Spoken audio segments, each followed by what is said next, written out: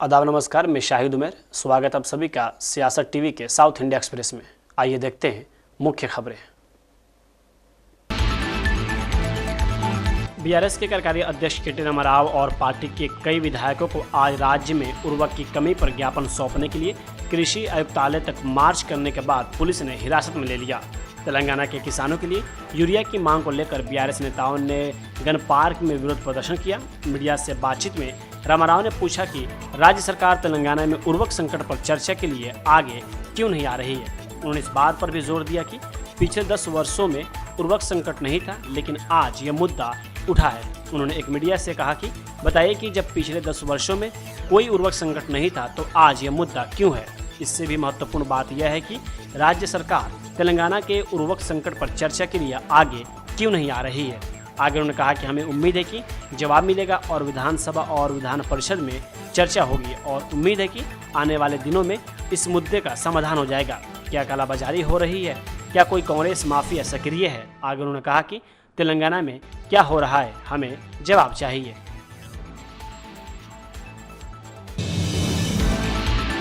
तेलंगाना में विधानसभा सत्र शुरू हो गया है। इसी बीच बीआरएस लगातार कांग्रेस पे हमलावर है। वही स्थानीय निकाय चुनाव में रिजर्वेशन को लेकर भी बड़ी बड़ी बातें की जा रही हैं। इसी बीच मंत्रिमंडल ने अगले महीने स्थानीय निकाय चुनाव कराने का फैसला लिया है। इस संबंध में कहा जा रहा है कि राज्य चुनाव आयोग को पत्र भेजा गया है। तेलंगाना के मुख्यमंत्री ए रेवंत रेड्डी ने घोषणा की है कि शैक्षणिक संस्थानों में शौचालय, अतिरिक्त कक्षा, कच्छ रसोई घर, भोजन कक्ष और चारदीवारी जैसे सभी निर्माण कार्य अब तेलंगाना शिक्षा और कल्याण और संरचना विकास निगम द्वारा किए जाएंगे। हैदराबाद स्थित इंटीग्रेटेड कमांड कंट्रोल सेंटर में आयोजित शिक्षा विभाग की समीक्षा बैठक के दौरान उन्होंने कहा कि शैक्षणिक संस्थानों में विभिन्न निर्माण कार्यों को अलग अलग विभागों द्वारा संचालित किए जाने के कारण कार्यों की उचित निगरानी में बाधा आ रही है, जिससे धनराशि प्राप्त करने में देरी हो रही है और परिणाम स्वरूप प्रक्रिया में पारदर्शिता का अभाव हो रहा है। उन्होंने बालिका विद्यालयों में शौचालय और चारदीवारी के निर्माण में तेजी लाने के लिए निर्देश दिए। उन्होंने कहा कि सभी स्कूलों, कॉलेजों और व्यावसायिक पाठ्यक्रम पढ़ाने वाले कॉलेजों में छात्रों और शिक्षकों के लिए चेहरे की पहचान अनिवार्य की जानी चाहिए, ताकि उन संस्थानों में उपस्थिति में सुधार हो सके और शिक्षा प्रणाली की खामियों को दूर किया जा सके। एआईएमआईएम प्रमुख अजहर ओवैसी ने राष्ट्रीय स्वयं सेवक यानी आरएसएस प्रमुख मोहन भागवत के बयान पर तीखी प्रतिक्रिया दी है। भागवत ने हाल ही में कहा था कि हर भारतीय परिवार को 3 बच्चे पैदा करने चाहिए ताकि देश की जनसंख्या संतुलित रहे।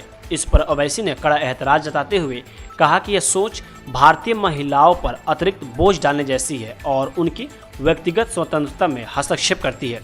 ओवैसी ने सवाल उठाया कि आखिर कौन यह तय करेगा कि किसी परिवार को कितने बच्चे होने चाहिए। वही एमआईएम प्रमुख ने इसे आरएसएस की दोहरी मानसिकता करार देते हुए कहा कि इस तरह के विचार समाज में अनावश्यक दखल और तनाव पैदा करते हैं।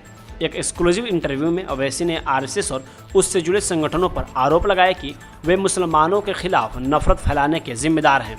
उन्होंने कहा ये संगठन लगातार मुस्लिम विरोधी मानसिकता को समाज में बढ़ावा देते हैं। ओवैसी ने 2011 की जनगणना के आंकड़ों का जिक्र करते हुए कहा कि मुस्लिम आबादी की वृद्धि दर लगातार घट रही है। उन्होंने बताया कि मुसलमानों की आबादी वृद्धि दर 14.23% रही, जबकि हिंदुओं की लगभग 80%। उन्होंने सवाल उठाते हुए कहा, अब आप कह रहे हैं कि 3 बच्चे पैदा करो, कौन होते हैं आप किसी के पारिवारिक जीवन में दखल देने वाले।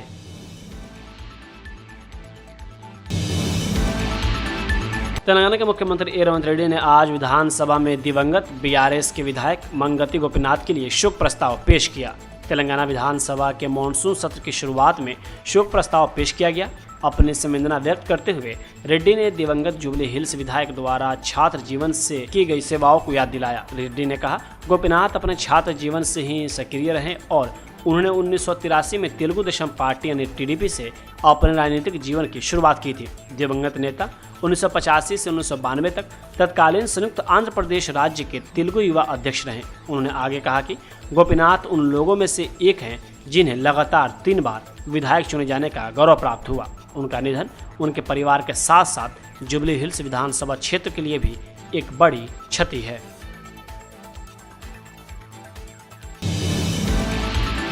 तेलंगाना उच्च न्यायालय ने संगारेड्डी जिले के सिगाची इंडस्ट्रीज लिमिटेड में हुए घातक विस्फोटक की जांच की धीमी प्रगति पर गंभीर चिंता व्यक्त की है, जिसमें कई लोगों की जान चली गई थी। अदालत ने विभिन्न सरकारी विभागों को 3 सप्ताह के भीतर विस्तृत हलफनामे प्रस्तुत करने का निर्देश दिया है, जिसमें दुर्घटना के तथ्य, जांच की स्थिति, पाई गई सुरक्षा खामियां, की गई कार्रवाई और पीड़िता परिवारों को दिए गए मुआवजे का विवरण शामिल हो।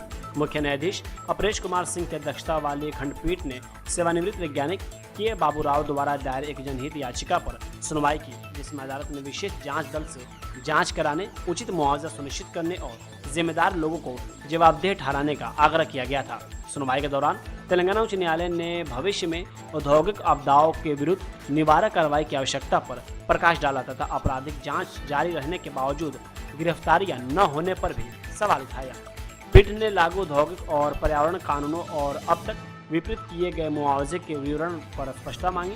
इसने जोर देकर कहा कि आपराधिक जांच समिति की रिपोर्ट से स्वतंत्र रूप से आगे बढ़ानी चाहिए और सरकार को आगाह किया कि वह इस जनहित याचिका को विरोधात्मक मुकदमे के रूप में न देखे, बल्कि व्यवस्थागत सुधारों के अवसर के रूप में देखे। राज्य सरकार ने अपने जवाबी हलफनामे में बताया कि प्लास्टिक के तुरंत बाद एक उच्चाधिकारी प्राप्त समिति और एक विशेष समिति का गठन किया गया था, लेकिन उनकी अंतिम रिपोर्ट अभी तक प्राप्त नहीं हुई।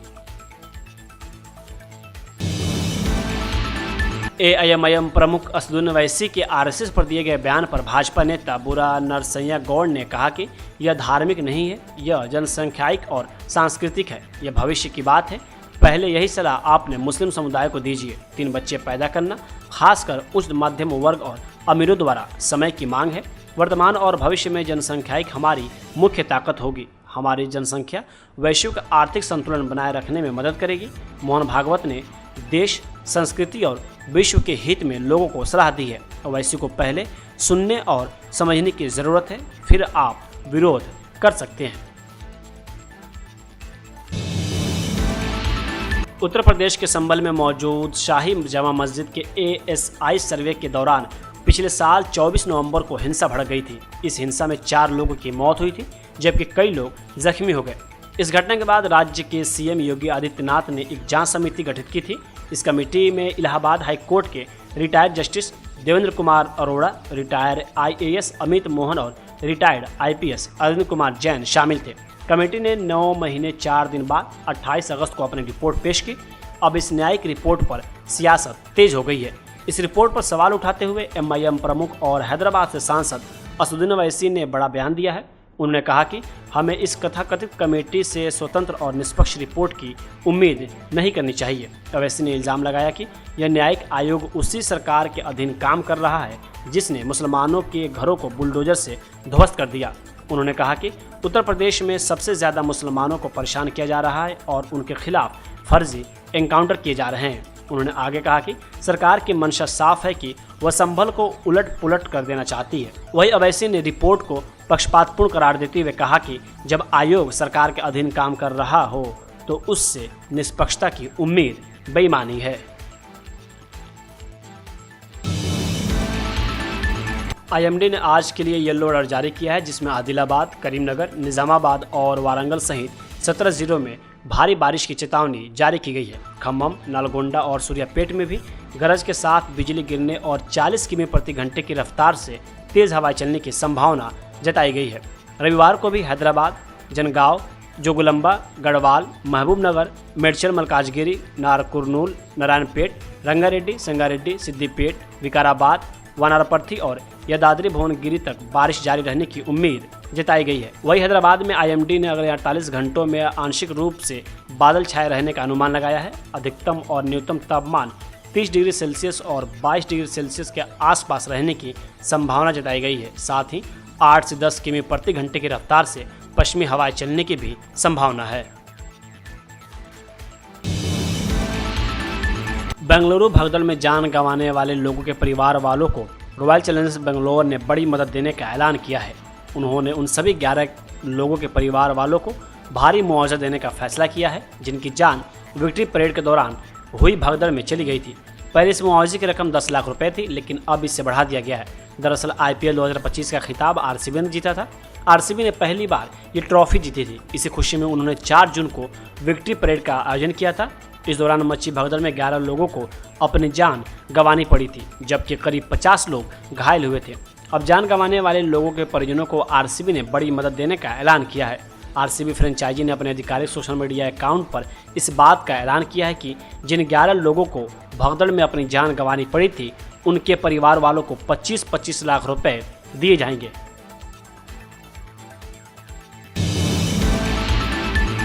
धर्मस्थल घटना की जांच पर कर्नाटक के गृह मंत्री जी परमेश्वर ने कहा कि अगर धर्मस्थल मामले की जांच जल्दी पूरी करनी है तो यह एसआईटी का अपना फैसला है। एसआईटी पहले से ही जांच कर रही है और जब तक यह पूरी नहीं हो जाती वे कोई भी जानकारी सार्वजनिक नहीं करेंगे। हम इसमें हस्तक्षेप नहीं करेंगे या उन्हें कोई निर्देश नहीं देंगे। हमें नहीं पता कि यह मामला किस दिशा में जाएगा। अगर यह जल्दी पूरा हो जाता है तो रिपोर्ट भी जल्दी सौंप दी जाएगी। वे तब तक जांच करेंगे जब तक मामला तार्किक निष्कर्ष पर नहीं पहुंच जाता। यह ऐसा मामला नहीं है जहां आप कह सकें इसे 1 हफ्ते में पूरा करो या रिपोर्ट दो। हम कोई समय सीमा तय नहीं कर सकते। धर्मस्थल के धर्माधिकारी से लेकर बाकी सभी ने एसआईटी जांच का स्वागत किया है। साउथ फिल्मी दुनिया के मशहूर परिवार को इस हफ्ते गहरा सदमा लगा है। दरअसल अल्लू अर्जुन की दादी अल्लू कनकरत्न का निधन हो गया है। उनकी डेथ शुक्रवार यानी 29 अगस्त को सुबह 1:45 पर हुआ, जिससे परिवार और इंडस्ट्री में शोक की लहर दौड़ गई। एक्टर की दादी की उम्र 94 साल की थी। रामचरण भी अपनी फिल्म की शूटिंग छोड़कर अंतिम संस्कार के लिए आ गए। वही आपको बता दें कि अल्लू अर्जुन भी मुंबई में फिल्म डायरेक्टर एटली के साथ एक प्रोजेक्ट में थे, लेकिन इस खबर को सुनने के बाद एक्टर वापस हैदराबाद लौट गए। उत्तर दक्षिण राजनीतिक तालमेल के एक सशक्त प्रदर्शन में दक्षिणी के ओबीसी प्रति कर्नाटक के मुख्यमंत्री सिद्धरामैया और राज्य के शीर्ष कांग्रेस नेता शुक्रवार को लोकसभा में विपक्ष के नेता राहुल गांधी के साथ बिहार की सड़कों पर उतरे और पार्टी की वोट अधिकार यात्रा को बल दिया, जो मतदाता दमन और लोकतांत्रिक पतन के खिलाफ एक राष्ट्रव्यापी लड़ाई है। कांग्रेस के मुख्य सचेतक सलीम अहमद ने कहा, बिहार के लोगों से मिलकर बहुत खुशी हुई जो इतनी बड़ी संख्या में पदयात्रा में शामिल हुए। कर्नाटक से आए कांग्रेस प्रतिनिधिमंडल में राजनीतिक ताकत थी, जिसमें मंत्री जी परमेश्वर, सतीश जहरकोहली, MC सुधाकर, जमीर अहमद खान, KJ जॉर्ज और पूर्व AICC महासचिव BK हरिप्रसाद यात्रा के गोपालगंज चरण में स्थानीय नेताओं के साथ चल रहे थे। इस दौरान मुख्यमंत्री के पुत्र और MLC डॉक्टर यतीन्द्र सिद्धरामैया, राजनीतिक सचिव नजीर अहमद और कानूनी सलाहकार AS पुन्ना भी मौजूद थे। हरिप्रसाद ने कहा कि कर्नाटक के शीर्ष नेताओं का बिहार कांग्रेस के साथ हाथ मिलाना एक स्पष्ट संदेश देता है। मतदाता दमन केवल एक स्थानीय मुद्दा नहीं है, यह एक राष्ट्रीय संकट है। केंद्रीय मंत्री किरण रिजिजू ने आज कहा कि उपराष्ट्रपति चुनाव की प्रक्रिया चल रही है। कुछ दिन पहले कुछ रिटायर्ड जजों ने हस्ताक्षर अभियान चलाया था और गृह मंत्री के खिलाफ टिप्पणियां की थी। उन्होंने गृह मंत्री के खिलाफ लिखा है, यह सही नहीं है, यह उपराष्ट्रपति का चुनाव है। रिटायर्ड जज इसमें क्यों पढ़ना चाहते हैं? इससे लगता है कि जब वे जज थे तो उनकी विचारधारा अलग रही होगी, वरना गृह मंत्री के खिलाफ पत्र लिखना और हस्ताक्षर अभियान चलाना सही नहीं है। ये अभी वाइस प्रेसिडेंट का इलेक्शन चल रहा है। उस दिन कुछ रिटायर्ड जजेस ने सिग्नेचर कैंपेन करके होम मिनिस्टर का खिलाफ टिप्पणी की है।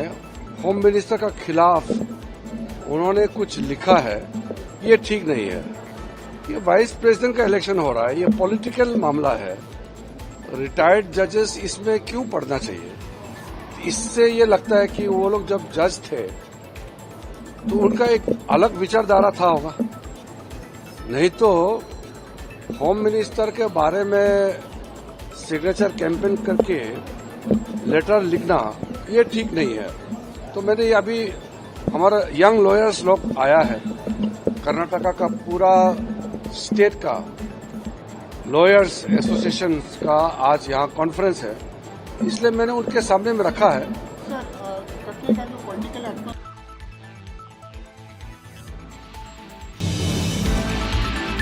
तमिल मनीला कांग्रेस के संस्थापक GK मुपनार की पुण्यतिथि पर उनके स्मारक पर बोलते हुए भाजपा नेता सुंदरराजन ने कहा कि आज लगभग सभी NDA नेता उपस्थित हैं। यह मुपनार के आशीर्वाद के कारण है और उन्होंने तमिलनाडु को सुशासन के साथ संवारने का सपना देखा था। मैं सभी NDA नेताओं और NDA के शामिल होने वाले लोगों से अपील करती हूं कि सभी को DMK को उसके खराब शासन, कुशासन और स्थिति के कारण हराने के लिए एकजुट होना चाहिए। तमिलनाडु में कोई भी सुरक्षित नहीं है, यहाँ केवल प्रचार है। वहीं उन्होंने आगे कहा कि 2026 में राजनीतिक और सरकार में बदलाव होना चाहिए, यह शानदार शुरुआत है।